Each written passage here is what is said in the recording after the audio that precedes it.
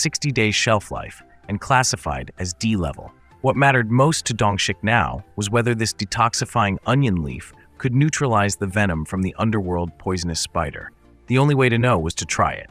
Helping Suha up, the captain told her to try eating it. Luckily, Suha hadn't fallen unconscious, so she managed to chew a bit of the onion leaf. Amazingly, before it even reached her stomach, she opened her eyes wide in surprise.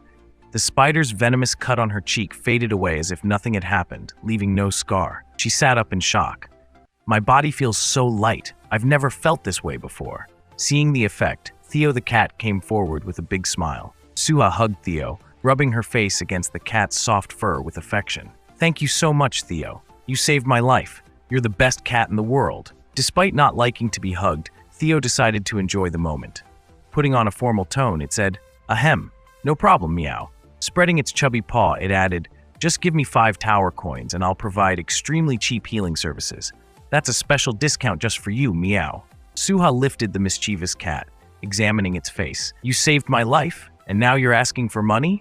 You're a wicked merchant." More importantly, Dongshik asked, "Where did you get this detoxifying onion leaf?" Only now did Theo remember to explain, "This is a new crop that will be sold this time." Everyone gathered around in surprise. A new crop? Really? Dongshik felt like he was holding good luck in his hands.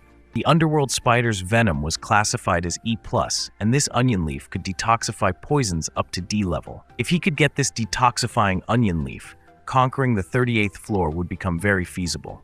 Now, Captain Dongshik is no longer afraid of the poisonous spiders surrounding the teleportation point. He felt incredibly excited, ready to fight with this savior in his hands. As expected, Dongshik stared at the cat in admiration. "Theo, you're a 10-point merchant cat." Not understanding Dongshik's look, Theo felt uneasy and asked, "Why are you looking at me like that?"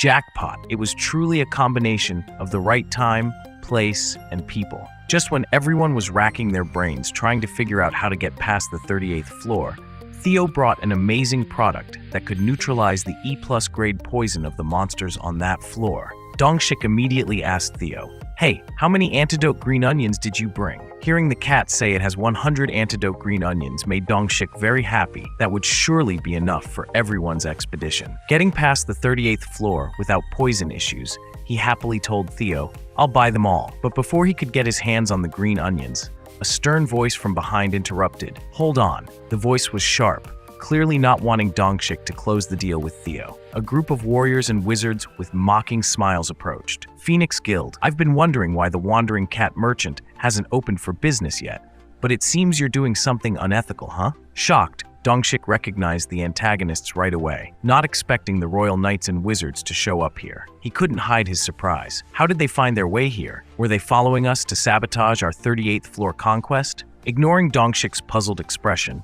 the opposing guild members pushed past him and sternly spoke to Theo. "Hey, Wandering Cat Merchant, if you only sell to one guild, others will complain and you'll lose many customers. Is that so?" Theo immediately believed them. As a Wandering Cat Merchant, the more it sold, the more Chairman Seijun would favor it, and its abilities would be reflected in its sales numbers, which customers value highly. Dongshik didn't want to interfere, but he looked at them with displeasure. "Ridiculous. We can only buy cherry tomatoes and green onions from Chairman Seijun and Theo. No matter what, people will come to Theo to buy these two things. Outside the tower, cherry tomatoes are hot. If people knew the green onions sold by Theo could detoxify and help ascend to higher floors, they'd go crazy." Seeing Theo in a dilemma, Dongshik decided not to intervene. With many people watching, fairness and trust directly affect the reputation of the Wandering Cat Merchant. The antagonist was clearly putting Theo in a tight spot, forcing it to comply. After a moment of apparent confusion,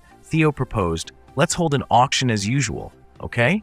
Anyone opposed?" Naturally, this was better than letting Dongshik buy all the cherry tomatoes and green onions alone. Soon everyone agreed, as it was the best solution since they couldn't prevent Dongshik from buying from the Wandering Cat. So, the cat rummaged through its space bag and told everyone, "Now I'll sell magical cherry tomatoes and detoxifying green onions." Setting down a basket full of green onions and a bunch of cherry tomatoes bouncing in rhythm as the basket landed, Theo announced, "First, I'll sell magical cherry tomatoes of C grade in lots of 500.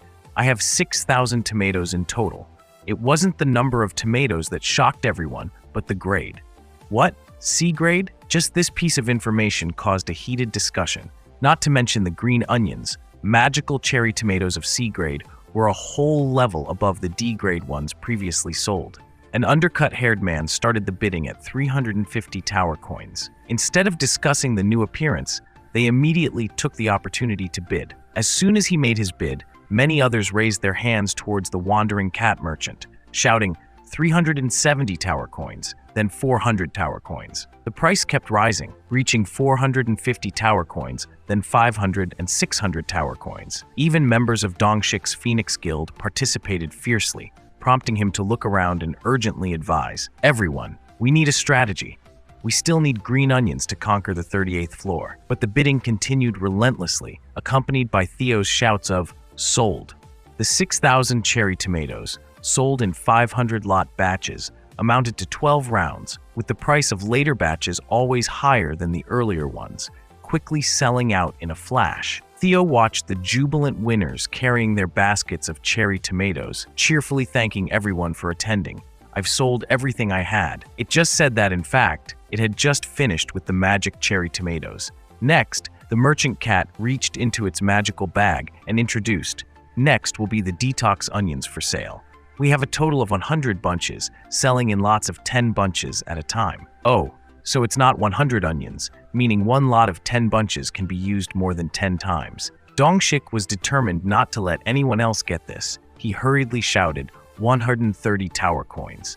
The captain's face turned as red as if he could live or die with these onions, making the younger one beside him stunned. The brown-haired guy from the Royal Knights Guild seemed to be watching Dongshik, immediately shouting 135 tower coins. Dongshik didn't think anymore. Over 20 coins so that this guy couldn't follow him. Dongshik was very nervous until Theo shouted, "Anyone else bidding?" Meow! It counted 3, 2, 1, and then decided the first bunch of onions was sold to Dongshik, moving on to the next bunch. At this point, he could finally breathe a sigh of relief. Dongshik was sinking into a bit of regret mixed with a lot of joy because he won the bid for the first time.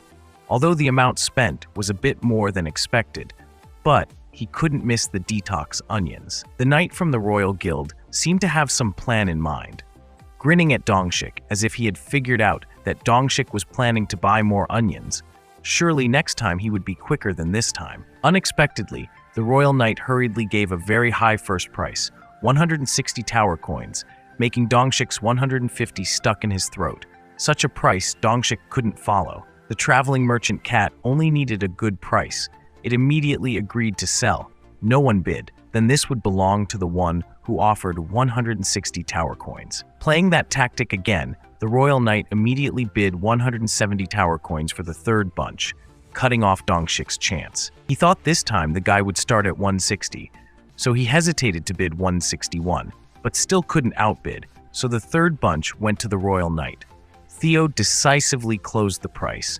This bunch was successfully sold. The higher the price, the faster it sold, so a smile was always on the merchant cat's face. As soon as it finished selling the third bunch, Dongshik angrily shouted 175 for the fourth bunch, his face red. Having lost 2 bunches, he couldn't lose the fourth one, or else the team wouldn't have enough. Unexpectedly, he bid 175, but the brown-haired guy from the Royal Knights Guild shouted 180 tower coins, shocking him. The 175 in his mouth immediately went down his throat, while the seller felt this was extremely good. Even better, to thank the customer for buying at an extremely high price, Theo hugged 2 bunches of onions and danced a happy cat dance for everyone to see. Never before had it sold a new item so quickly. Joy was all over the Cat Lovers Guild's faces.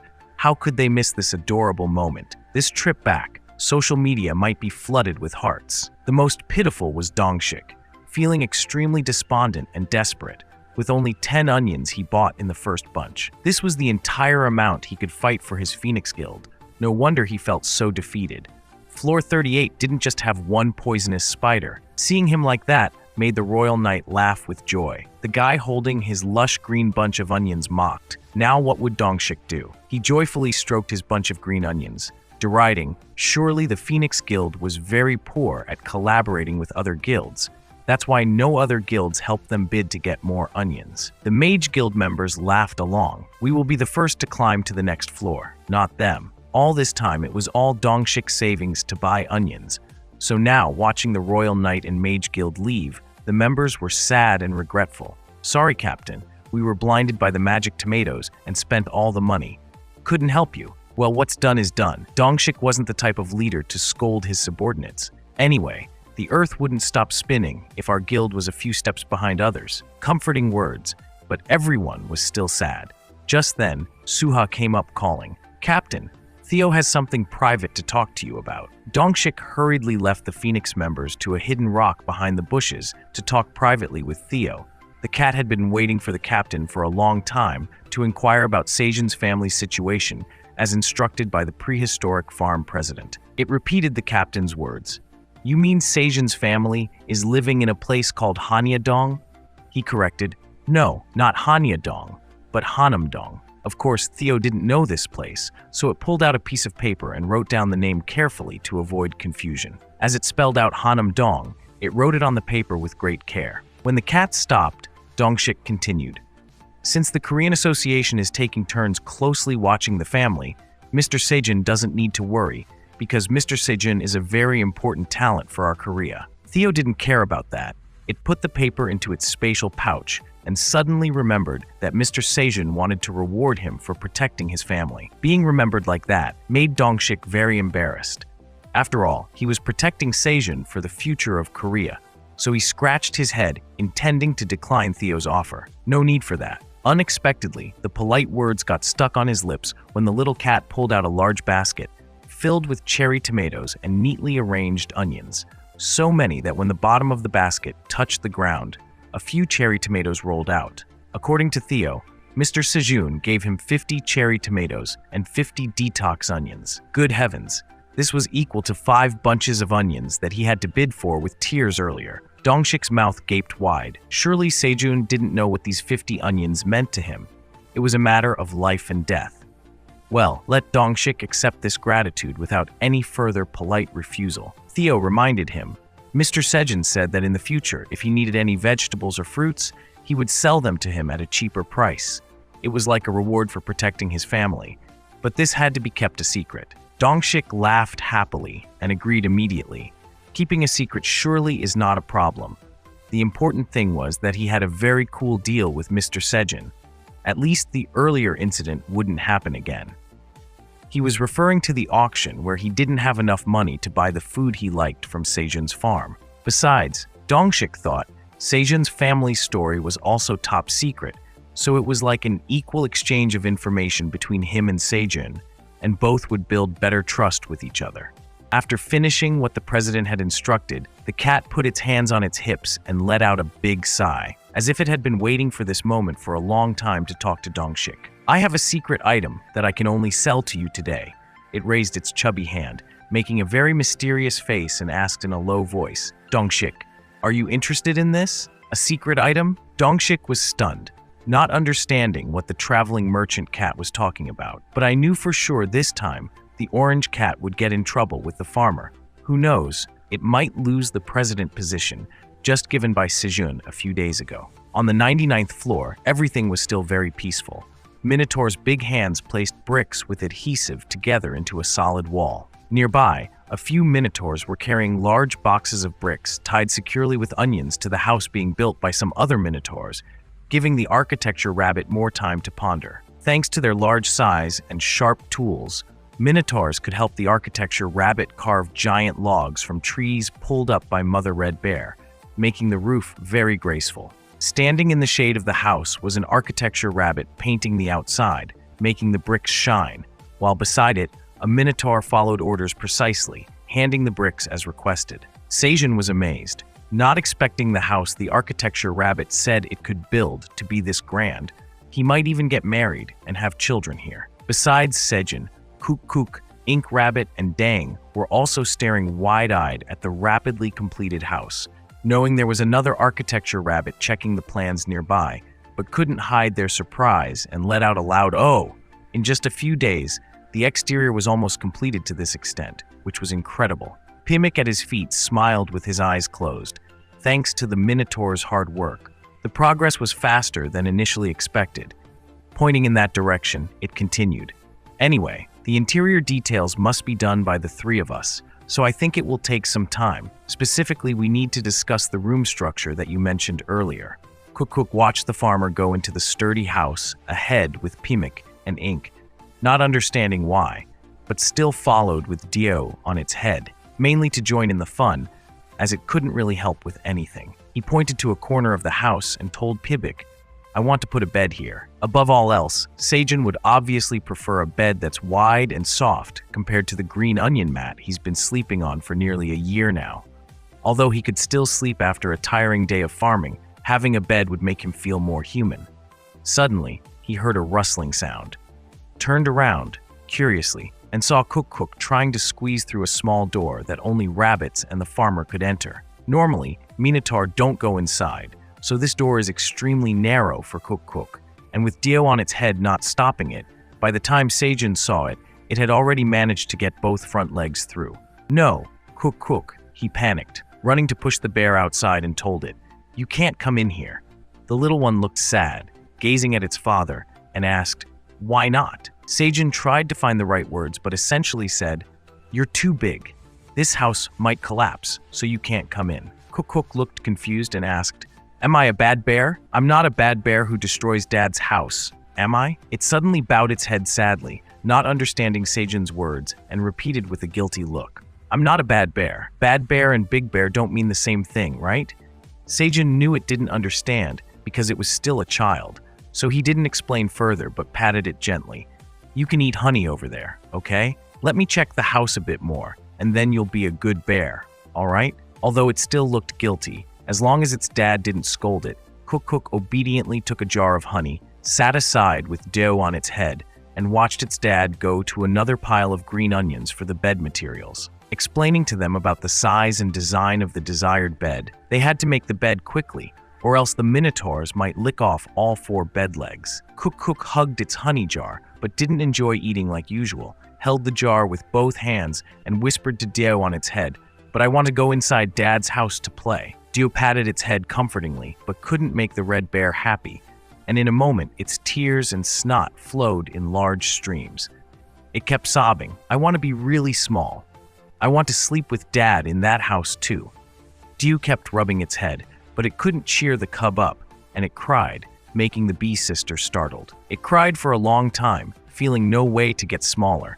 It emptied the honey jar into its mouth, gulping down to forget the sorrow, looking just like how adults drink wine, which was quite funny. But strangely, suddenly, the right arm of the little bear emitted a beautiful, dazzling golden light, making Dio stare in amazement. Cook had never been in such a state before, looking dazed without understanding why it was glowing like that. Meanwhile, the father was busy making the bed with the kids on the other side, unaware of anything. The minotaurs just rested, munching on the crispy sweet green onions, so Seijun pointed to the materials for the architect rabbit, asking if this stuff could make a bed. It inspected for a while in a professional manner.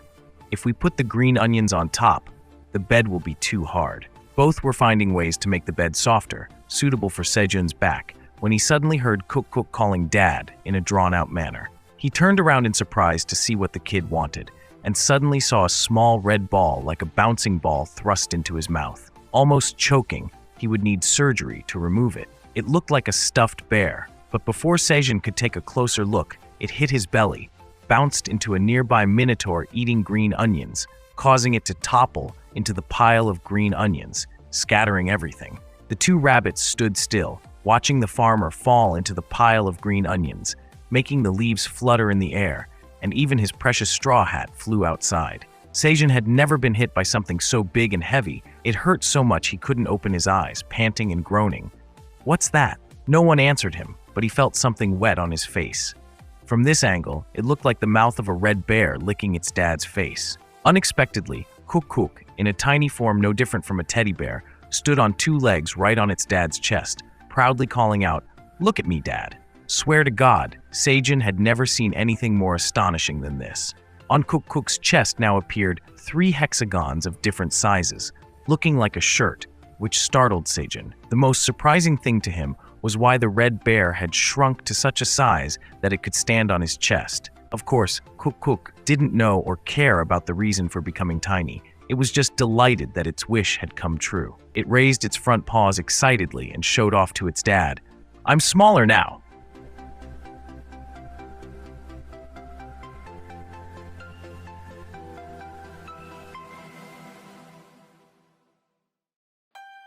Kuk repeated, "Dad, look, I'm much smaller now." Sejin stood there, mouth agape in disbelief. He leaned against the pile of green onions, astonished, looking at the tiny bear standing on his stomach, arms spread wide in excitement. Finally, Sejin snapped out of it, picked up Kuk and asked, "What happened? Why on earth are you so tiny?" The two rabbits holding Sejin's hat were equally surprised, having witnessed Kuk shrinking right before their eyes. The small bear didn't know why it had shrunk, just smiled happily at its father's astonished look. At this point, Sejin noticed Kuk's info panel had changed. It now read Giant Honey Bear Crimson. He mumbled the name repeatedly, realizing that honey had been added to Kuk's name. As for the hexagons on the red bear's chest, the system didn't explain anything. Sitting atop the pile of green onions, he wondered aloud, could it be that you've evolved into a honey bear, like how the rabbit dad changed and how Ink has a hammer? Can you grow back to your original size? While Kuk didn't care why it had shrunk, Ink was delighted, as it was now only slightly bigger than the rabbits, making it much easier to play with. Being a concerned father, Sejin was curious if Kuk could return to its original size, wondering if it would stay small despite all the food it had eaten. Kuk tightened its lips as if exerting effort, and a determined hum came from its mouth. Its red arms clenched tightly, showing great resolve, prompting Ink to poke its head in for a look. Suddenly, with a pop, Kuk grew big again, like a balloon being inflated. The force was so strong that Ink, standing nearby, was thrown high into the air. Sejin, startled, fell back into the green onions, thinking that if Kuk kept changing size like this, he might have a heart attack. But Sejin was happy to see Kuk could revert to its original size, exclaiming, "You're even bigger than before, so you can change your body size at will?" Seeing Sejin's amazement, Kuk put its hands on its hips, looking very proud. It was now almost as big as the nearby Minotaur. Ink jumped down, looking at Ox 3, and chimed in. It seems that the desire to become small has put pressure on its growth. Sometimes this happens to small monsters who don't want to grow up, hindering their growth. Sejin, hearing this for the first time, stared at Minotaur and asked, "Pressure on its growth?" Right beside him, Kuk clenched its fists and shrank again right in front of its stunned father. Shrinking and growing so quickly, it seemed Kuk had mastered this new ability easily. Seeing his father at a loss for words, the little one ran to him and buried its face in his leg. Hugging Sejin's knee, it was now the same size as when he first met it. With sparkling purple eyes, Kuk asked, "So, I can go into your house now, right? Can you hold me like you do with Ink and the cat?" So, it had always been worried about its size exceeding Sejin's embrace, always thinking about how Ink and the cat got to be cuddled. Hugging the adorable little bear, Sejin felt a surge of affection. Because it couldn't enter the house, the child had suppressed its growth. Now, Sejin could hold the little bear in his arms. He looked into Kuk's eyes, lovingly asking, "So, our Kuk just wants to be loved by Dad, right? I'm sorry for not understanding your feelings." With one arm holding Kuk like a child, Sejin took his straw hat from the architect rabbit with the other. He lovingly suggested, "Shall we go inside and take a tour of the house together?" Kuk immediately agreed, joy evident in every move. It became even happier when Sejin told the two laughing rabbits below, "We'll add another bed for Kuk in the house. I'm so excited to see the result." Suddenly, the little bear reached up to touch Sejin's face, whining, "Dad, I also want to go into the cave." "Huh, the cave?" Sejin knew that was Kuk's secret wish, but thinking about how he discovered the little bear had eaten all the farm's stored food in one afternoon, then put on an innocent face as if it didn't understand anything, left Sejun speechless. He had explained to Kuk countless times, but it never understood. Afraid to refuse and hurt the child's feelings, Sejun hesitated, not answering, and glanced at Ink for help, seeing the rabbit shaking its head vigorously with a similarly bewildered expression. "That much food is enough for the rabbit family to live on for half a year. Please don't do that." The farmer knew this but didn't want to make Kuk cry, so he whispered hesitantly, Well, maybe it's okay, right?" Ink shook its head even more vigorously. "Okay, what? Don't take that risk." Before Dongshik were more than a dozen large, plump, golden sweet potatoes. However, he had never seen anything like this in the Black Tower, so he curiously asked Theo, "What is this?" Holding one out to show Dongshik, the cat introduced, "This is called pumpkin sun sweet potato." Dongshik had never heard such a long and strange name for an item. Was it a sweet potato, a pumpkin, or a sun? As soon as he touched it, the system panel opened, showing the correct name. It read, "This is a type of mutated pumpkin sweet potato that has been sun-bathed from the highest point of the tower, absorbing solar energy. Pumpkin sun sweet potato grown in the tower is nutritious and delicious. Upon consumption, 200 grams of fat will be burned, and fire resistance will increase for 5 hours. Additionally, you will not be susceptible to cold for 24 hours. Grown by Tower Farmer Park Sajin. Shelf life, 90 days. Grade C." Dongshik was astounded by the system message, his mouth wide enough to fit an egg. A food item that could increase fire resistance? Why was Dongshik so surprised, even though he hadn't encountered any fire-related floors in the Magic Tower? Because Han Taejun, a living legend of Korea known to every hunter entering the Black Tower, was the first to reach the 52nd floor. Taejun fought a wild boar guarding the teleport point on that floor as soon as he stepped onto the 52nd floor. The boar, with 2 long tusks, was engulfed in flames, appearing terrifying. It charged at Taejun, who, unafraid, swung his fist in response. He battled the 52nd floor monster alone, without any team support, always fighting solo. The epic battle lasted 3 days and nights without rest, ending in a draw. Both sides retreated after sustaining critical injuries. No one knew the boar's fate, but upon returning, Han Taejun had to endure treatment for the fire curse inflicted by the monster. The fire continuously burned his body, so even the doctors treating him got burned. At that time, only sorcerers using suppression spells could temporarily control the flames. Later, they found the only way to slow the curse was continuous spell casting or lowering Taejun's body temperature. Since then, he had stayed in a room with an extremely low temperature and never returned to fight in the tower. Everyone thought Taejun had retired after that accident, but he couldn't forget his connection to the Black Tower, staring out of his window at the tower every day for decades. His disciple, Dongshik, always wanted to find a way to lift the curse. Unexpectedly, the solution came suddenly. Holding the pumpkin sun sweet potato, he thought, "With this, we can make the fire curse in Master Sleep for a while. Our guild can defeat that wild boar too. Once it's defeated, the curse will be lifted, and Taejun, the living legend, will return to conquer the tower. His presence will definitely boost everyone's morale." Looking at the basket of green onions mixed with cherry tomatoes, Dongshik thought to himself, "We have enough green onions to detoxify the 38th floor. We can start right away." Glancing at Theo, Dongshik smiled broadly. "Thank you. I really needed these." Theo, hands on hips, replied proudly, "Meow. It's nothing." Besides making good money selling to Dongshik, Theo secretly smiled, relieved that no one would discover its mistake, thinking how smart it was. Receiving a large tower coin bag from Dongshik, it figured the matter was settled. Its mistake successfully buried. Meow. After chatting with Theo for a while, the Phoenix team leader cheerfully stepped out of the forest, waving to his team members, asking if they had waited long. One sorcerer replied, "Captain, we're preparing to go down to exit the tower." Dongshik silently placed a huge basket of onions in front of the team, causing them to stare in amazement. "Is this what we're thinking?" someone asked. "Yes, it's detoxifying onions," Dongshik responded. "Not just a few, but a lot of them, surrounded by cherry tomatoes." "Did you get these from the merchant cat caravan?"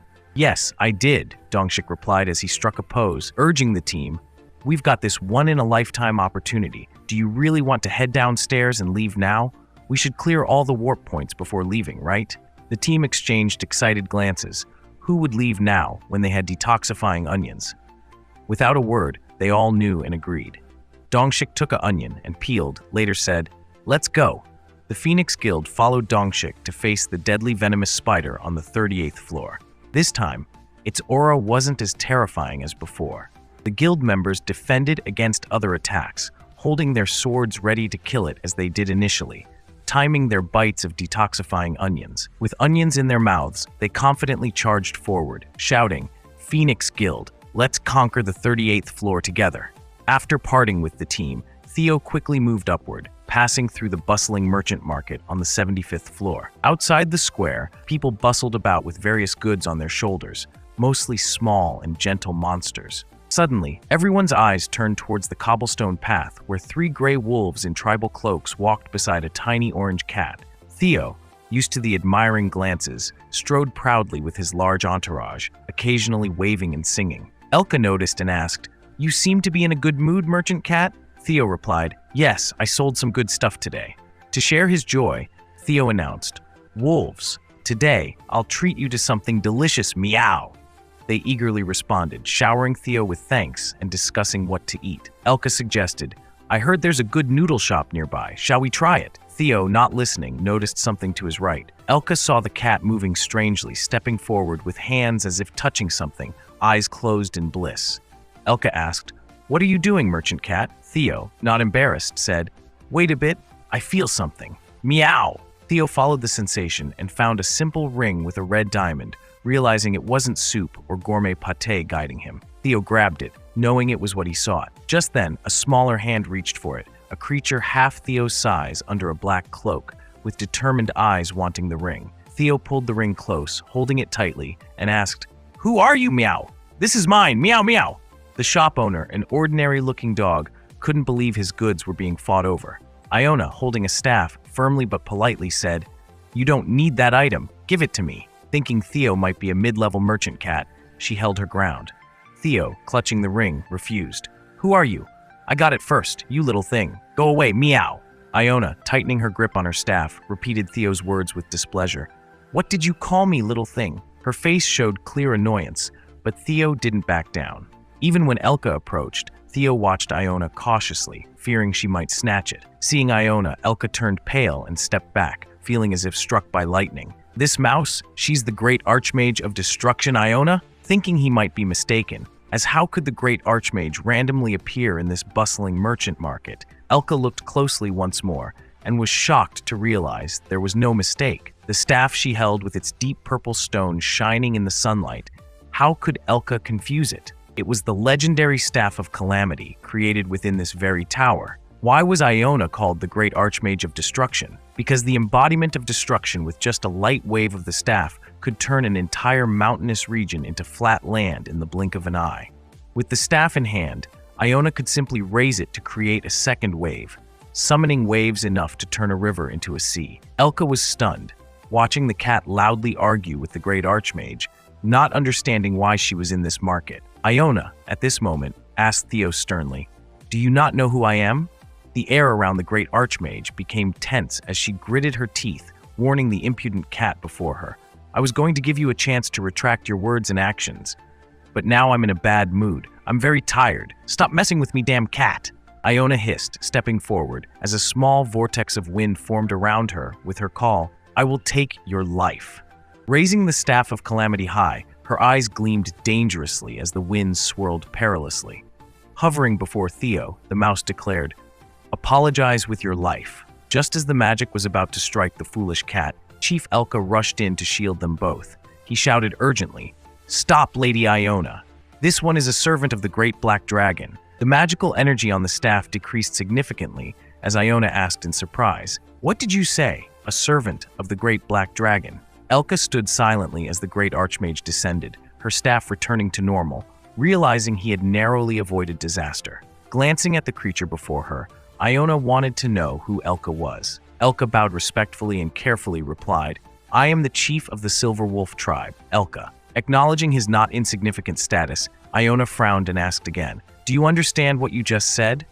If you dare lie to me, you'll be guilty of impersonating the Great Black Dragon and won't escape death." Elka carefully chose his words with special respect. "It's true, Lady Iona. I swear on the name of my tribe that I'm not lying." Theo, not knowing who Iona was, only saw the mouse before him soften at the mention of his boss's name and boldly declared, "Yes, yes, I am a servant of the Black Dragon. Meow, I'm not lying. Meow." The Great Archmage calmed but made a demand. "If that's so, prove you are a servant of the Great Black Dragon." Theo curiously asked back, "Prove it. What do you mean, meow?" "Simple." Iona looked at Theo like an idiot. "Take me to the Great Black Dragon." Theo indignantly questioned loudly, "You mean for free, meow?" Elka couldn't stop him. His face turned pale, realizing the cat didn't know he had narrowly escaped death, and now the Great Archmage had softened, but Theo was demanding back. Elka felt a heart attack coming, screaming internally, "Oh my god, this dumb cat, do you even know what you just said? If she gets angry again, what do we do?" Theo, oblivious, stood hands on hips, glaring at the mouse. exhaling firmly, looking like he was dealing with a freeloader demanding a buffet.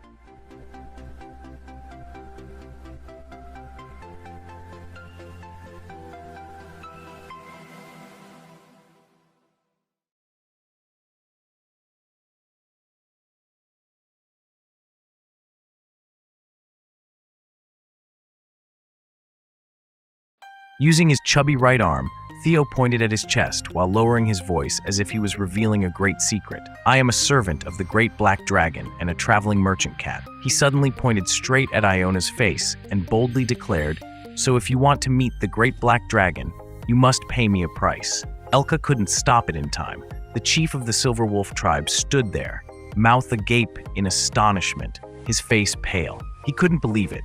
The great wizard of the Black Tower was being pointed at by a traveling cat, demanding a price to meet its master. Instead of getting furious at being disrespected, the mouse wizard's face scrunched up into a smile, as if looking at a fool. Finally, Iona couldn't hold it in anymore and burst into laughter in her cat-like voice, losing all her majestic demeanor. Laughing so hard that tears almost came out, Iona wiped her eyes quickly and commented on Theo, "You are very confident.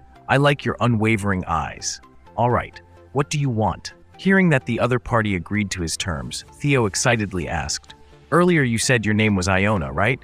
I've been buying some things to bring to the great black dragon." The mouse wizard cut him off. "You mean the ring you were looking at earlier is for the black dragon? If so, I'll buy it for you then." The traveling cat looked down at the small mouse in surprise, asking, "Really?" Iona nodded affirmatively. "Yes, if you need anything else, just tell me and I'll buy it for you." The mouse wizard calculated in her mind, if she could really see the black dragon, this would be her only chance.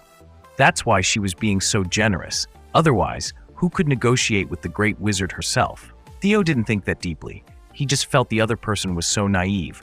With just a few words, he could make them buy the things he needed. He laughed joyfully, leading the great wizard to the bustling market on the 37th floor, filled with people and laughter. At a stall filled with bottles, the chubby cat pointed at a counter run by a black pig lady and boldly said, "Give me 100 of these bottles." Then, he comfortably chose hats from the neighboring stalls. This one and this one.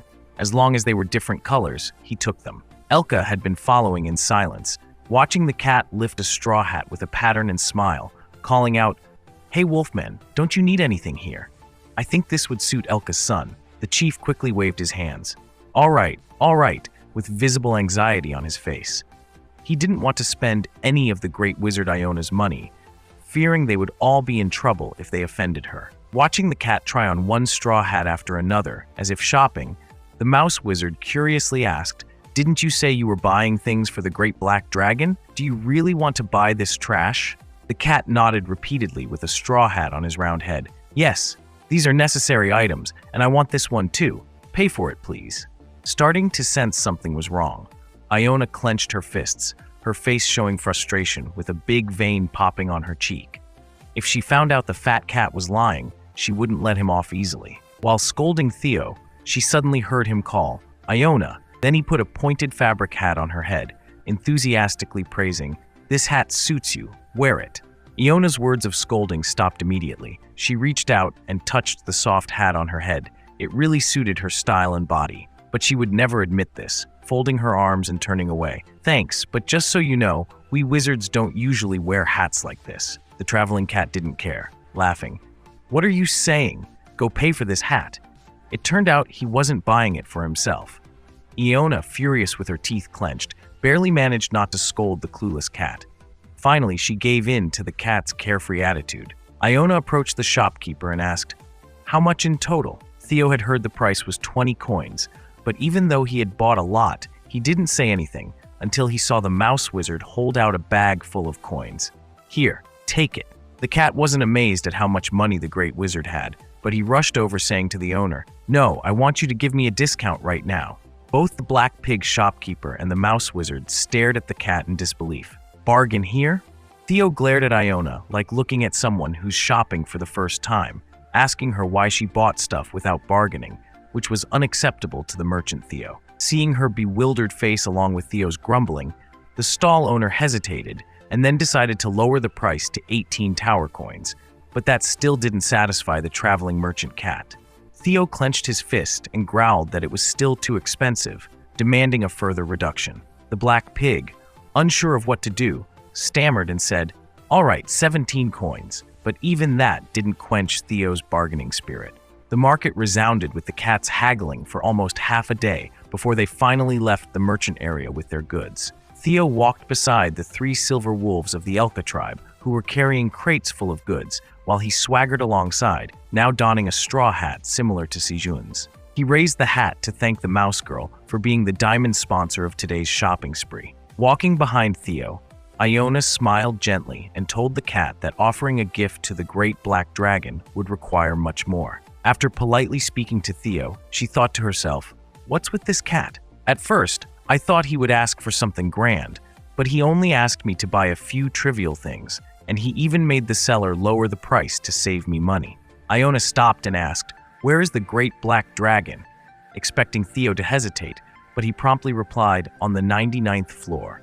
This puzzled Iona even more. Why the 99th floor? The black dragon can connect to any floor of the tower. Aren't you one of the tower's assistants? How could Theo know such things?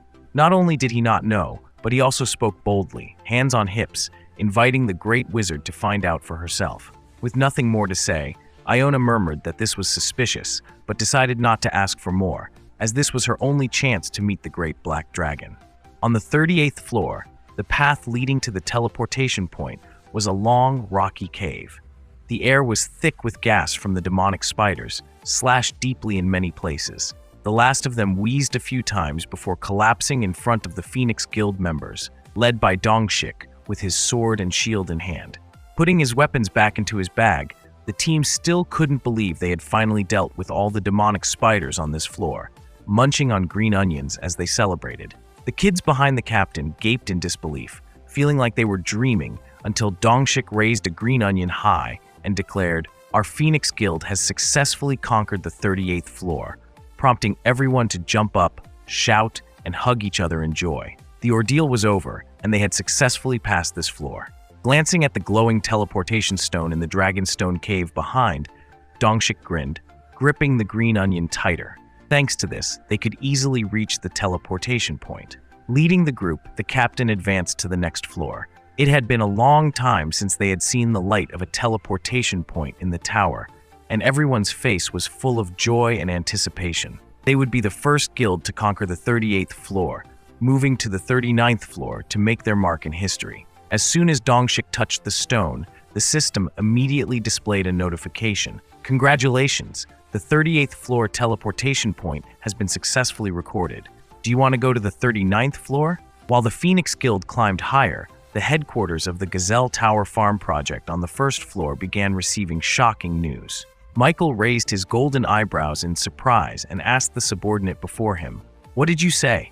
"The Phoenix Guild has conquered the 38th floor. How did they do it so fast?" According to the report, they succeeded thanks to a new crop. The item was called Detoxifying Green Onion, which apparently helped speed up the guild's progress through the tower. The vice president clenched his teeth in frustration, cursing, "What the hell is detoxifying green onion? Despite pouring a lot of money into the project, I still can't produce the desired crops, and now they have a new crop already." The subordinate looked at Michael, who was lamenting and didn't know what to say. If the Gagel Corporation's director hears this news, he won't remain silent like before. Somehow, we have to show results. At the most troubling moment, a scientist in a long white coat with red hair burst through the wooden door, urgently calling, "Vice President." Without further words, he led Michael to the outdoor garden, leaving him astonished and incredulous. What is this thing? A tree planted right in the middle of the cherry tomato area. Now there are no swaying bright red tomatoes in the wind, but some strange creature is opening its mouth and screaming strange noises, like a small-sized carnivorous flower. Its color looks similar to cherry tomato flowers, but each one has sharp teeth that look very dangerous. Michael looked down in amazement and asked the staff, "Is this a cherry tomato? It looks just like a crab wanting to crawl towards a person and snap at them, except that its stem is too short to reach Michael's legs." Jenny asked if this was caused by growth stimulants causing mutations. Holding a dagger in his hand, Michael thought she was right. If so, This must have happened a long time ago, so should I leave it like this? As he sat down and grabbed the stem of that weird flower with his right hand, it screeched like someone was grabbing the neck of a wild animal. With his left arm, he cut the base of this thing decisively, concluding it wasn't a plant, but a monster that could live and move. What surprised Michael the most was that the system notification popped up right at that moment. Although it still talked about cherry tomatoes, it said you successfully defeated a cherry tomato and gained extra experience points. Does this mean if you cut down a plant, it still gives you experience points like killing a monster? That's not quite right. Gyani thought that the thing in his hand seemed to have mutated into a monster due to the tower's influence. So it's no longer a plant. This thing clearly needs more than water and nutrients to survive like other plants. They need food to maintain their lives, like bugs or smaller monsters. As a warrior, Gyani found this very exciting. Thanks to these mutated plants, I can enter the tower and level up without facing life-threatening dangers. This is great, actually. You can see the results right before your eyes when you start harvesting. Look, Gyani pointed to a trembling branch sprouting from the ground, right next to Michael's foot after the main body was cut off and bleeding sap. Although this cherry tomato field didn't develop as we wanted, they're indeed regenerating. From her perspective, this was a very new discovery that no one had made before. Vice President, if we can continue to develop this, the order of this tower will surely be rewritten by your hand. Michael looked around in amazement, feeling Gyani was right. Then he smiled agreeably. This is clearly our opportunity. Waving his hand to introduce Gyani, the entire hundreds of hectares of cherry tomato fields here will be transformed into the type of monster we just saw. This is the signal for us to replace this whole field with the surprising invention we just got. Squeezing the newly created monster in his hand, Michael showed the face of a true businessman. If we can't grow magical cherry tomatoes, let's grow something else. The Experience Point Farm will surely be a huge business source. It's lucky their cherry tomatoes didn't succeed, or Sejan's prehistoric cave would be overshadowed in the market for selling this product. Today he was free, staring at the bee cocoon that was gently moving, and self-separating the head into different pieces like a blooming flower. Sejan's voice sounded excited, looking intently above. This is the bee cocoon that the 3-year-old poisonous bee gave him after the recent blue moon cycle. Sejan stared at it, waiting for the moment it would hatch, squeezing his hand as if watching a football game, continuously cheering, "Keep going, come on, 3rd-generation poisonous bee." As the crackling sound of the bee cocoon echoed, the light from inside was blinding. The soft bee cocoon suddenly turned into a clay block and shattered, revealing a complete poisonous bee, breathing the air of this tower for the first time. The system notified Sejan, this is the 3rd poisonous bee, and he realized that this bee's interface looked different from the previous 2. The system popped up, notifying that you have successfully rescued the queen poisonous bee. The newly born queen poisonous bee will see you as its owner. You have achieved the accomplishment of making other creatures recognize you more. Whether it's the master effect or not, the 3rd poisonous bee stared at Sejan with amazed and curious eyes as he cheerfully greeted it. Turns out, it's because Sejan was holding a bunch of golden tomato flowers as a meeting gift for the 3rd poisonous bee, along with B1 and B2 joyfully greeting above the farmer's head. Its eyes lit up when it saw the vibrant cherry tomato flowers mixed with green leaves. There was no better gift to welcome a new life than the sweet nectar from these flowers. Afterward, the 3rd venomous bee was taught by the previous 2 queen bees how to use its wings to soar into the sky with them. Currently, the size of the 3rd queen bee was much smaller than that of the 1st and 2nd bees, but it quickly learned how to use its body. Sejan lay under an umbrella woven from green onion leaves, watching the 3 bees joyfully in the sky, feeling a sense of peace. Unlike the previous 2 times when he had to familiarize himself with the 1st and 2nd bees, the 3rd bee was now guided by its own kind. There was nothing better than enjoying a beautiful and peaceful sunny day on his green onion leaf chair. At this moment, Sejan was probably thinking about naming the 3 brown bees because calling them B1, 2, and 3 forever wouldn't work. If you come up with any good names, let Sejan know. For now, the farmer closed his eyes, whispering to himself, enjoying this wonderful time to rest a bit. Unexpectedly, just as he finished his sentence, something thick and black splattered onto Sejan's face, startling him. He quickly jumped up, feeling the sticky substance all over his face. Luckily, his eyes were closed, so when he opened them, he saw something red approaching his folding chair and waving excitedly. "Dad! Dad!" He was speechless, with the black liquid running down his face, and looked at his mischievous son, who also had half his face covered in that black substance. Cook enthusiastically held up something almost as big as himself to show his father. "Dad, I found this friend in the pond. I've never seen this friend before." Sejin looked at his excited red bear cub, whose face was gradually being covered by the black ink, then down at the innocent squid in his hand, undoubtedly pulled out from the prehistoric pond by Cook. Why was there a squid in his pond?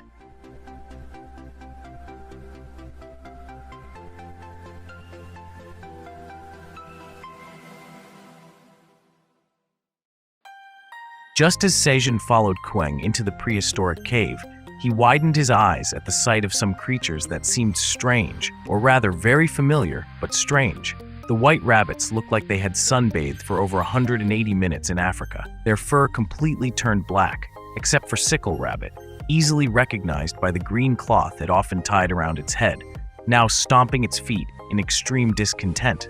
They were even blacker than ink, each one looking up at Sejin, waiting for an explanation that he found amusing. After some cleaning, they'd return to white, but they all just turned into black rabbits, didn't they? Seeing the mother rabbit wiping Ink's face was even funnier, she consoled. "Oh, my handsome son." But he quickly protested, "I didn't get any of that on me. This black is natural from birth." At this moment, Sejin and Kwang approached the pond. Looking down, they clearly saw 2 or 3 squids swimming very fast. Sejin was wide-eyed, while the red bear beside him was 10 times more amazed. These creatures were something Kwang had never seen before.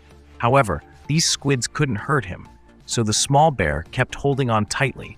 These must have come from the endless sea through a hole in the pond. Sejin didn't expect there to be so many. Kwang held out the squid in his hand, recounting that Black Rabbit once said he caught this while hunting by the pond because it looked strange, but it kept squirting black liquid. The rabbits had never seen them before, so they didn't know what they were. Ink cautiously eyed the creature in Kwang's hand and added grumpily, "These things are weird. They're all squishy and slippery."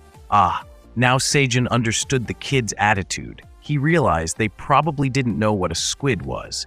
The two of them widened their eyes, surprised, and asked in unison, "A squid?" Introducing what a squid was would take a long time, so Sejin suggested a more memorable way. "It's really delicious. Do you want to try it?" Actually, the farmer probably wanted to try it more. Almost a year since entering this place, he hadn't tasted squid at all, right? Let the farmer and chef of this cave show his talent for everyone. Sejin started cleaning the squid and cutting it into even rings. Not far from him was a pan of eel oil boiling vigorously, exuding a fragrant aroma of scallions and a few other ingredients to enhance the flavor. The shiny squid rings were immediately dropped into the eel oil pan. They sank a bit, then quickly floated up, blending with the bubbling oil, looking glossy like they were shining bling-bling. In no time, Sejin plated the finished dish, proudly placing it on the wooden table, presenting, "The squid dish is done." None of them could define the dish as fast as the system. It immediately jumped in to name it as stir-fried squid. "You have completed the spicy stir-fried squid. Cooking level 2 has slightly increased. The spicy stir-fried squid recipe has been registered with cooking level 2. That's not all. Sejin still had another dish. Keeping the squid whole, it was shining invitingly, and according to the system definition, it was called grilled whole squid. Nearby was a large plate full of fresh squid rings, neatly arranged next to beautifully cut squid tentacles, not to mention a bowl of bright red dipping sauce that looked extremely appetizing with some fragrant roasted white sesame seeds. The sashimi squid dish looked simple, but anyone who ate it would be highly addicted, and the rabbits in Sejin's cave were from the Black Tower. They ate everything, not to mention raw squid. Seeing the strange and eye-catching food laid out, Ink's ears flapped continuously like a fan, its mouth gaping, ready to drool. Kwang beside wasn't much different. The little bear's eyes sparkled with excitement. Both let out a dreamy, "Wow!" The whole family each took a piece to enjoy all 3 dishes, but perhaps Sejin was the happiest.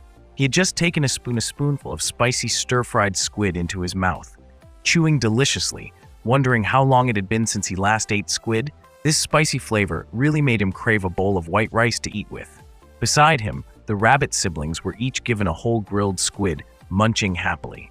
This squid was chewy and crispy, very different from the fish they had eaten before. Queng alone could eat a whole plate of raw squid, eating directly without caring about the sauce, only knowing this dish was super delicious. After finishing the grilled squid, Ink ran over to try some raw squid from Queng's plate. It ate with focus, thinking that to have such delicious things, maybe it should consider the endless sea more carefully. The little bear laughed happily with arms wide open.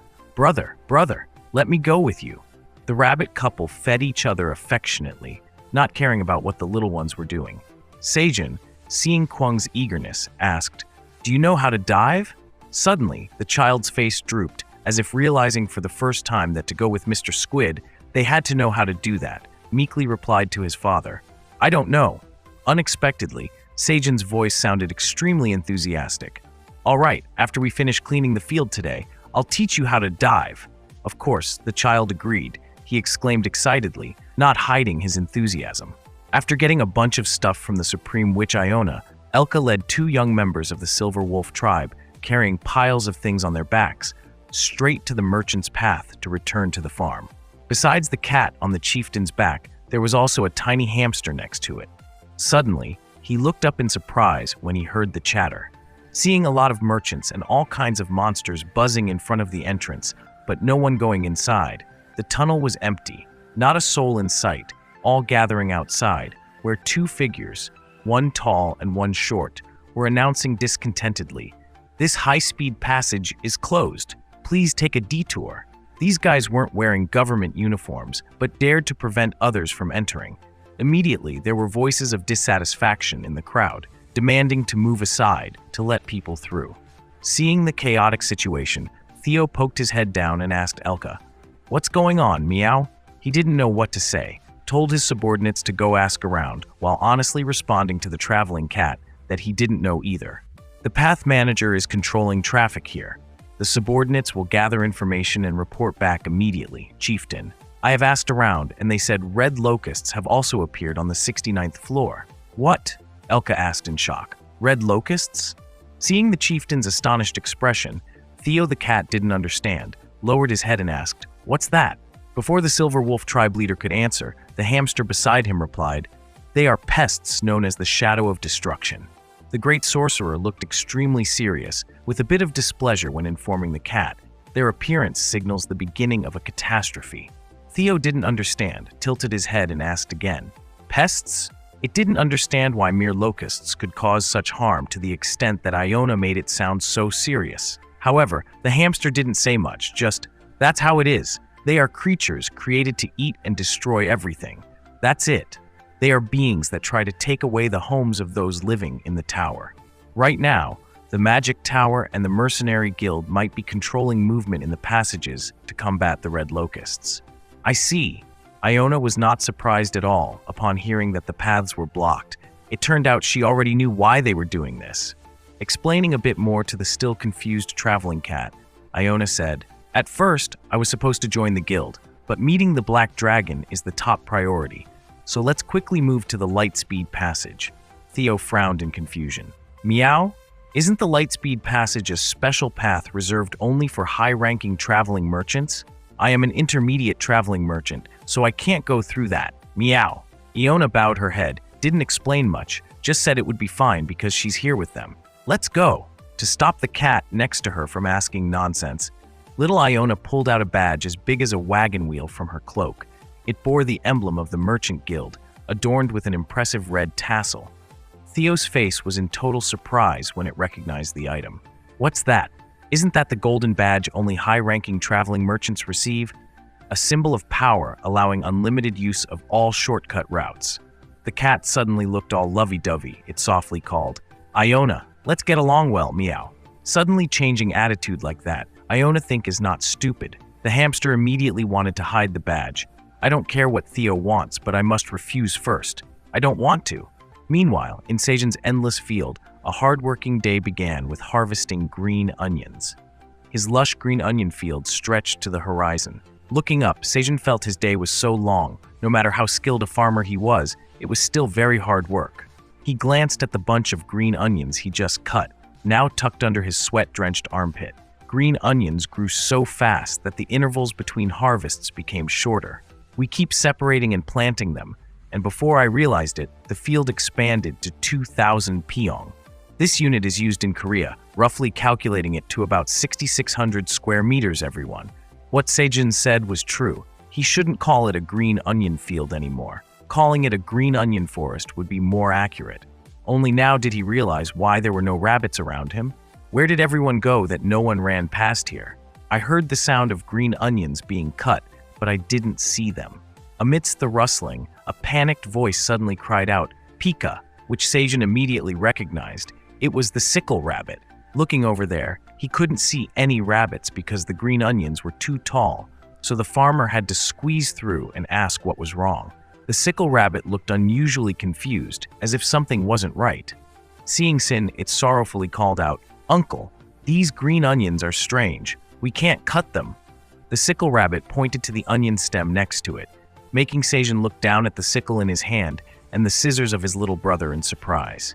"How could that be?" he chuckled, reaching out to the onion stem, thinking the rabbits were just teasing him. But as soon as he grabbed the leaf, a sharp pain shot through his hand.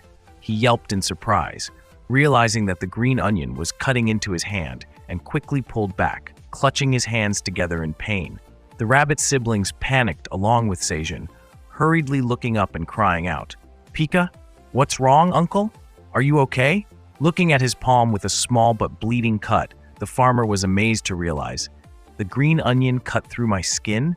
Sejin cautiously approached it again, using his index finger to tap on the stem, realizing this green onion's stem was hard, almost like a piece of painted iron. He tapped it several times, muttering, "Don't tell me I guessed right!" Bending down, he pulled out the entire green onion, and luckily, the white root part in Sejun's hand wasn't hard, so he could easily lift the clump of roots from the ground. The system immediately popped up with continuous notifications. "You have harvested the hard-blade green onion, achieving the feat of creating a new plant species in the tower. The tower grants you exclusive planting rights for new species. No one is allowed to plant hard-blade green onions without your permission." Then the system displayed the item information in front of Sejin for him to check immediately. Hard-blade green onion. Due to continuous cutting, this is a mutated green onion that has metallized its leaves to protect itself. This item is grown inside the tower, using all nutrients from the soil to make the leaves sharp and hard, reducing its flavor and nutritional value. No effect when consumed. Grower, Tower Farmer Park Sejin. Shelf life, 90 days. Grade C. It was indeed a pleasant surprise, seeing the shiny leaves under the sunlight. Sejin exclaimed, "Just as I guessed, this is a new species." But what should he do with it? Sejin flipped the green onion leaf back and forth in his hand, realizing it had no consumable use, and it was even metallized. Suddenly coming up with an idea, he swung the green onion leaf in his hand, slicing through the nearby regular green onions, seeing them cut effortlessly in an instant. More than 10 leaves were cut smoothly. The farmer exclaimed in delight, seeing a pile of white roots exposed in the field. "This is perfect. I used green onions to cut green onions." Clearly, the speed was much faster than using a sickle, scissors, or knife. Sejin held it up excitedly, thinking, "This could be useful wherever I go. I need to plant a lot of these." Just then, the system notification popped up right in front of Sejin's eyes, and the only notification that dared to block his way could only be from the tower manager. He was surprised to read the message. The tower manager is tearfully requesting to consult about their worries. Sejin was stunned, inadvertently calling out, "Eileen, she didn't answer when I called. I'm very worried." Just as he finished reading the message, he bewilderedly asked, "Consult about what? What's going on?" Suddenly, a stream of something dripped onto the notification, dripping down below, trembling violently. It was marked with indentations like tightly closed eyes from crying, with 2 huge bubbles looking like a face of a dragon sobbing. Sejin exclaimed in shock, "What is this? Are you crying?" Not receiving a response, he became more panicked. "Aileen." A while later, the matter was clarified. Sejin sat cross-legged on the grass with the rabbit family and Queng on his lap. It turned out red locusts had invaded the 67th floor of the tower. The system notification confirmed it. The system manager nodded, affirming that the red locusts had made the mother rabbit so stressed she felt dizzy. Those things entered the tower again. Still can't forget that scene. The father rabbit immediately comforted his wife, saying, "Calm down, dear. It's not good for the baby in your belly." Sejun worriedly asked Aileen, "Are they the creatures that destroyed the rabbit kingdom before?" Another nod from the tower manager, so he continued to ask, specifically, "What are they like?" On the other side of the globe, the black dragon replied, "A single one is not really dangerous, but when they eat everything, the swarm evolves as their numbers increase. Furthermore, they will invade other floors, one by one, through the checkpoints. The thing that worries everyone is if this isn't resolved quickly, no living creature on the 67th floor, where the invasion has occurred, will survive. All will perish. If that happens, this place won't be safe anymore. Never encountered them before, but the information sounds urgent." Sejun rubbed his chin, thinking, a swarm of locusts that evolve by eating everything? Aileen, sitting on the stone floor, gloomily told him with hesitation, "I have a situation that prevents me from acting on the 69th floor right now." The dragon's meaning was conveyed by dozens of notification panels displaying "cannot connect," wanting to cover the entire wall behind. Unable to specify more to Sejun, she could only roughly inform him and apologize. Seeing Sejun's worried face through the sphere, Aileen finally timidly spoke. "I'm very sorry, but I need your help." Her tiny claws on her big hands scratched each other, showing extreme confusion that Sejun couldn't see. Despite this, the farmer still nodded. "Don't worry, Aileen. If there's anything I can help with, I'll do it." Then Sejun immediately stood up, clenching his fist to show his determination to the dragon.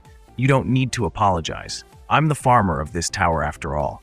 This place is now my home too. I can't let it become unsafe." Looking down at the tiny creatures at his feet, Sejun excitedly informed Aileen, "Theo and the rabbit family, and also the wolves and minotaur, they'll also set aside other matters if it's for the tower." Ink shouted the loudest among them, representing everyone to affirm, "That's right, Lady Aileen. Please trust the residents of the tower."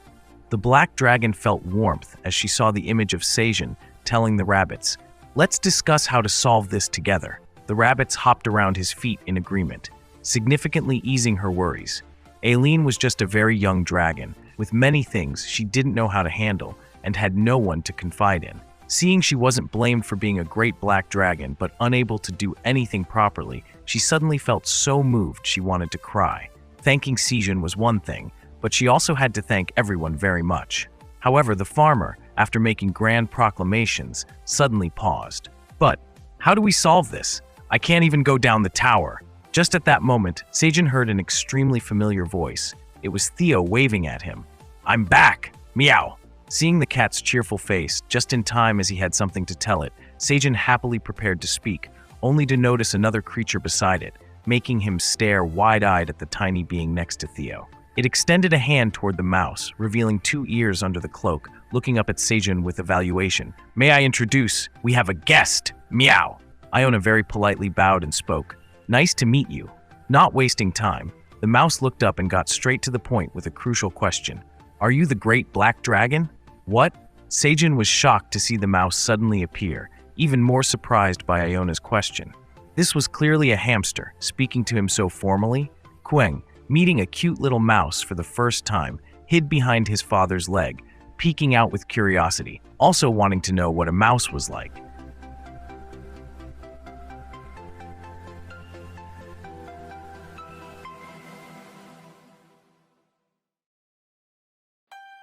Iona looked at him, and he looked back at the little mouse. Before knowing about Iona's identity, in his eyes, this was the first hamster to appear on the 99th floor. With such a particularly formal demeanor, Sejun found it strange and asked the cat, "Who is this, Theo?"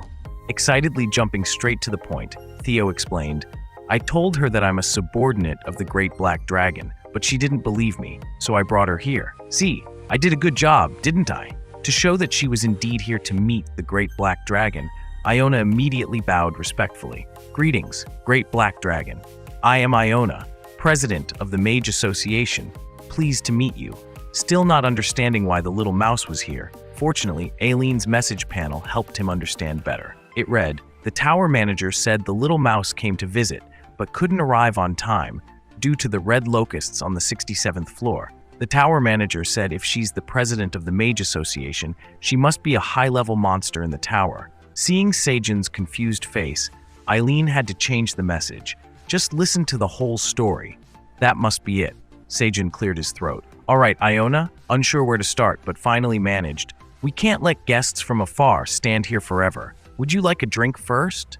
A moment later, Iona was invited to sit on a cushion made from green onions, facing a glass of homemade tomato juice, shimmering red and delicious.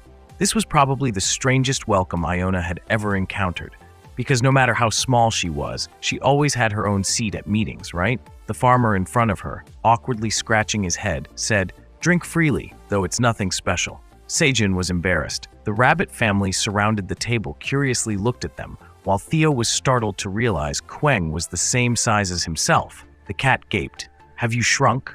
Sitting for a while to overcome the awkwardness, Sejun spoke first. "All right, Iona, you said you came here for what purpose?" She straightforwardly said, "I have a request for the Great Black Dragon." Guessing her intention based on what Eileen had mentioned, Sejun politely asked, "Is it about the red locusts on the 67th floor?" Hearing it was indeed an important matter, Iona jumped up from the green onion cushion and questioned, "The Great Black Dragon knows about it. Then why don't you deal with them?" How could Sejun know? He guessed based on what Eileen had tearfully mentioned earlier, something difficult that the dragon couldn't reveal. Following that lead, he hesitated, apologizing, for many different reasons. Not knowing how to explain, Theo's whiny voice interrupted, "President, I want reward soup." Kong saw the cat asking, and he called out, "Dad, I want some too." These two noisy like a bunch of preschoolers, not caring about South Sejun's whispered caution. "We have guests." Iona found it suspicious, thinking, does the Great Black Dragon really live with these whiny ones? This atmosphere is so strange. Is this really the Great Black Dragon?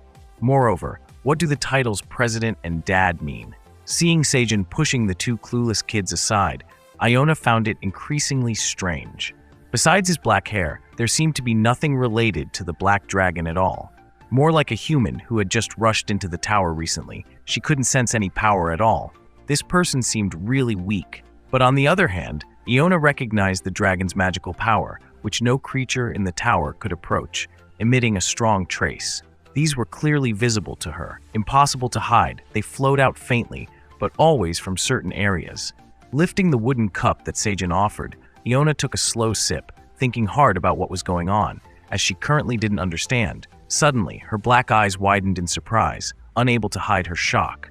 "Oh my, what is this? I can feel a large amount of magical energy in this thick red liquid. Moreover, it tastes delicious and sweet." Seeing the guest enjoying it, the farmer was delighted. Sejun cheerfully asked, "Is it good?" "That's honey cherry tomato juice. It's made from magical cherry tomatoes grown by the rabbit farmers and honey from poisonous bees." Focusing on the liquid, Iona asked about the magical cherry tomatoes. "Can I see them?" The rabbit father eagerly brought out a large bowl containing nearly 10 cherry tomatoes, proudly showing them to Iona. With just a glance, the little mouse recognized the rabbit family, softly asking, "Are you residents from the Red Ribbon Kingdom on the 55th floor?" The rabbit father smiled and nodded. "Yes, Mr. Sejun. I mean, the Great Black Dragon here has allowed us to stay here." Curiously, Iona picked up a cherry tomato, and her system identified it as a magical cherry tomato. She was very surprised. This was an item she had never seen before. Were there any other items? Sejun immediately responded, "There's the sun sweet potato, agile carrot, and enhanced corn. Oh, it seems it's almost time to harvest peanuts too." Iona asked, "Peanuts?" It sounded like she had never heard of such a thing before. The two sat talking while the surrounding crowd got noisy. Theo lovingly patted Kwang's head after sharing a reward soup stick with him, even though it was his most treasured possession, usually never sharing with anyone, yet he gave the red bear a whole stick. Seeing the two of them being so affectionate made Sejun happy, and he praised Theo. Nearby, he saw Minotaur and the Silver Wolf tribe playing with the gray rabbits. It seemed they had known each other for a long time, with no distance between the monsters. Seeing the adorable smiles on the rabbits' faces as they played with other species, Iona suddenly understood. They are living very happy lives here. An extremely reasonable thought suddenly struck the little mouse's mind. Staring at the cherry tomato in her hand, Iona exclaimed inwardly, "So that's it! He's been taking care of the monsters who have no place to return to. And he's been researching food issues and items too. Perhaps the reason the Great Black Dragon's energy feels weaker is because he has devoted his efforts to caring for the monsters. She pretended to cough to hide her surprise, thinking to herself how shallow she had been. She hadn't understood the sacrifice he made for the tower, forgetting about himself. She really had been too shallow, hadn't she? Sejun turned back, intending to talk seriously with Iona about the red locust problem, but she lowered her head solemnly and spoke first. "I apologize. My small self couldn't repay the great black dragon's immense kindness. To show my remorse and respect, Iona even pressed her 2 hands down on the wooden table, bowing sincerely to Sejun, determined to use her life to correct her mistakes. Sejun found it strange, but assumed it was just a formality and didn't pay much attention. He placed something on the table in front of Iona, making her eyes widen as she looked at it and then up at the farmer. Pointing to the hard blade green onion he had placed on the table, Sejun said, "I think this might be useful. What do you think?" It was another completely unfamiliar item, shining under the sunlight. Iona saw the system indicate this was a hard blade green onion, swearing she had never seen anything like this before, with a completely unfamiliar name. The little mouse stared at the blade onion from top to bottom. Hard blade green onion? An Eskimo story says that as long as there's a blood-stained knife, even facing a fearsome wolf, it can be easily hunted. The method is simple. Dip the knife in blood repeatedly, freeze it, and bury the blood-stained knife in the snow, waiting until the knife becomes part of the snow and the starving wolves, unaware it was human-made, would come sniffing the sweet blood. Initially, they lick it joyfully, enjoying the taste, but soon their tongues would get cut, bleeding, and their own blood starts to flow. However, in the freezing weather, the wolves, with their cut tongues, won't feel the pain. Sejun told this story with a very grave expression. So they keep licking until they slowly die. It's a story I read in a book before. Theo, sitting on the silver wolf chieftain's head, meowed in fright. "What a scary story, Elka. I'll give you fish, so don't lick knives, meow."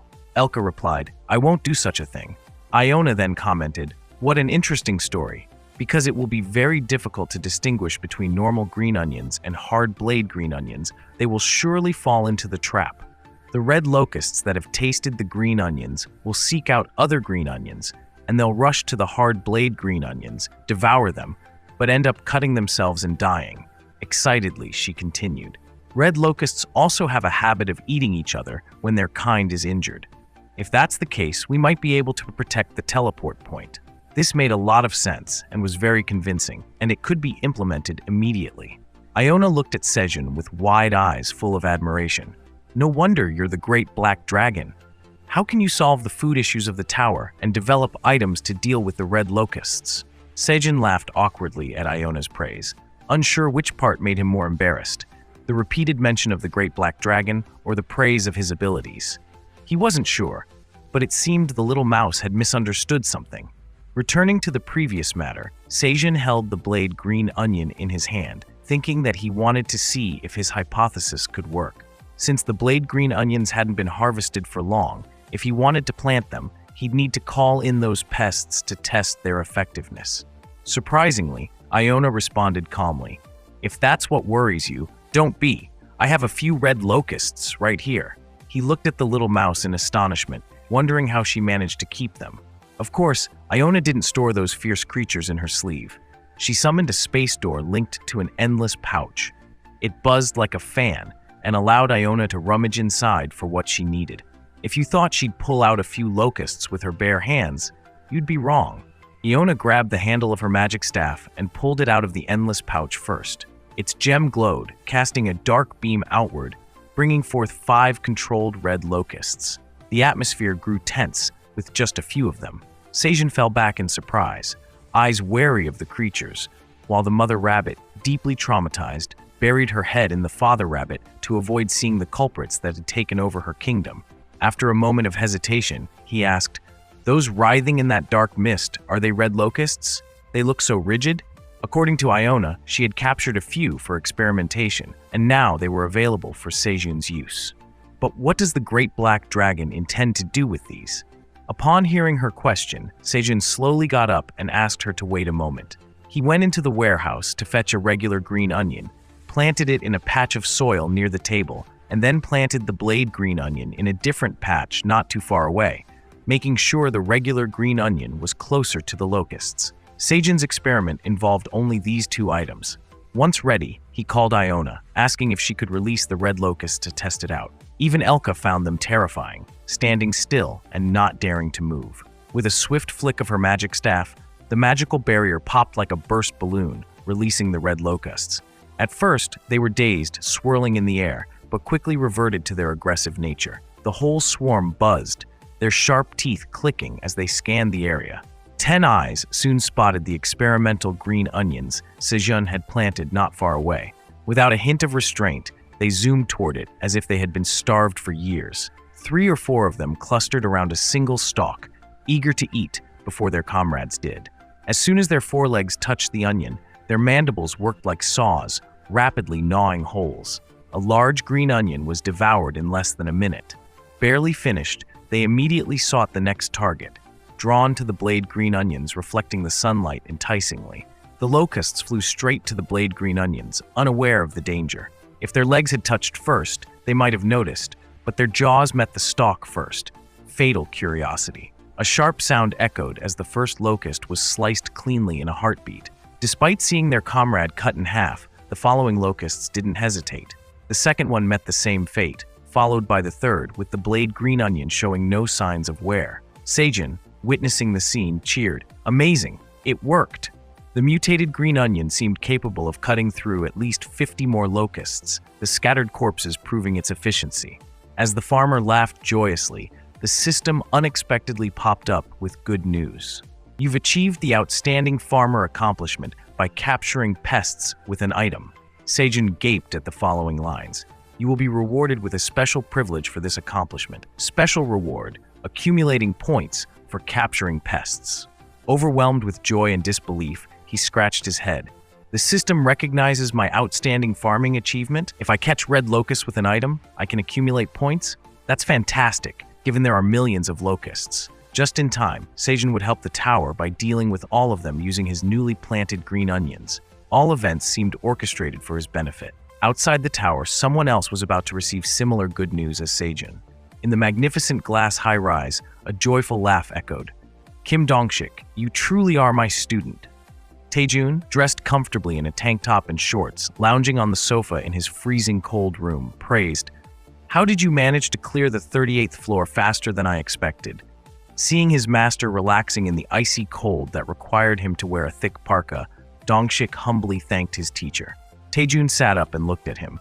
"I heard that after leaving the tower, you came straight to find me?" Nodding confidently, "You sure are quick with information, master." Dongshik reached into his bag and unexpectedly pulled out a slightly strange-looking yellow-brown sweet potato for his teacher. Naturally, Taejun had no idea what it was but would soon find out. Behind Dongshik were several members of the Phoenix Guild, smiling. "Master, everyone is waiting for the legendary hunter's return. Let's go to the tower." A bright smile spread across Taejun's face. He had been waiting his whole life for the moment to return to the Black Tower. Let's neutralize the fire curse within 5 hours.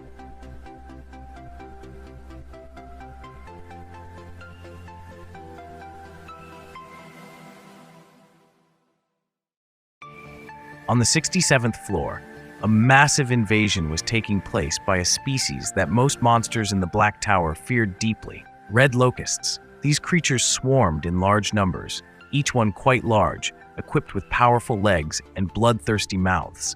Even though the front line of locusts was cut down by the lizardmen, the ones behind surged forward fearlessly.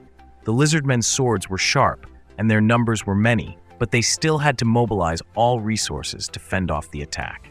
Each wave of red locusts felt like a dark, ominous wind. The ground on the 67th floor was littered with the dissected remains of red locusts and the marks of fierce battles, yet the lizard soldiers couldn't stop fighting for even a moment. Someone shouted in frustration, "They're too many! We must join forces! The teleport point is right behind us. If we can't stop this attack, we'll lose the 67th floor territory. Worse, if the red locusts reach the teleport point, they'll jump to the 68th floor and wreak havoc on the monsters there." As morale was dropping, a high-pitched voice rang out from above. "Everyone, fight them off together." The lizard tribe looked up and saw a giant fireball, created by magic, spinning rapidly with intense heat. A lone hamster with her staff suddenly appeared, stunning the lizard folk. Was it the mage Iona? Her eyes glowed with magical light, as she lowered her hand, sending the fireball crashing into the swarm of locusts. With a loud explosion, their bodies burned to ash upon impact, and the ground beneath was torn up, leaving the 67th floor residents in awe. The red locusts were incinerated, leaving no remains to bury. However, despite Iona's powerful spell, she could only deal with a small portion of the swarm. The rest scattered temporarily to avoid the heat. This gave the lizard tribe a brief respite. Everyone, young and old, watched the Grand Mage's performance in amazement. Quickly opening a spatial bag, Iona tossed sharp green onions into the hands of the lizard tribe, commanding loudly, "I'll hold them off. Plant these at the farm's front." Though puzzled by the onions, the lizard people had no time to question as Iona floated above, urging two lizards carrying the onions.